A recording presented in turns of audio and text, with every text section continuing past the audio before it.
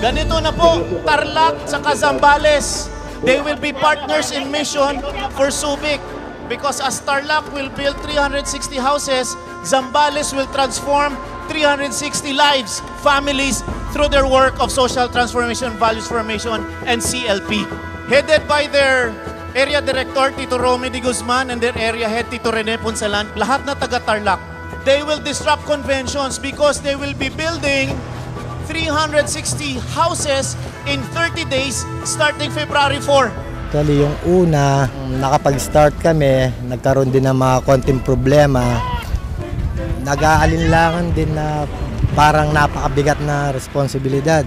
Imagine 360 houses in 30 days. Pero kakayanin namin yung trabaho ito. GK will break the patterns. GK will change values that has kept this country poor.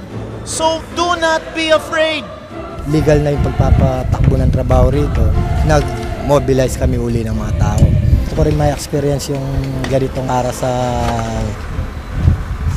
ibang tao na yung gaya ng na-experience ng mga kasama namin sa yung mga active sa GK. Nakita ko bigay sila talaga. Ngayon parang gusto ko rin maging ganon.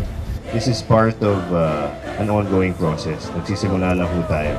Itong mga bahay na to represent a cornerstone kung saan magsisimula ho ang bagong pangarap ng mga kapatid natin sa Nagyantok.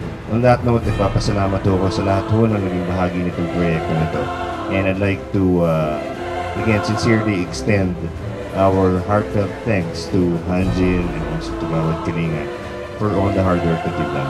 This inauguration ceremony marks the formal transition of the Nagyantok people from that of being mere informal settlers to that of being bona fide homeowners. Okay, thank you very much and congratulations and welcome to SBMA Hanjin Gawad Kalinga. Thank you very much. Ang inaangad natin ay para sa lahat. Kasi kaligayahan para sa lahat. Hindi para sa isa. Pero ang sa atin, walang lamang, walang mababa, kailangan pantay lahat. No one is saying that GK work, nation building work is easy work. It is hard work.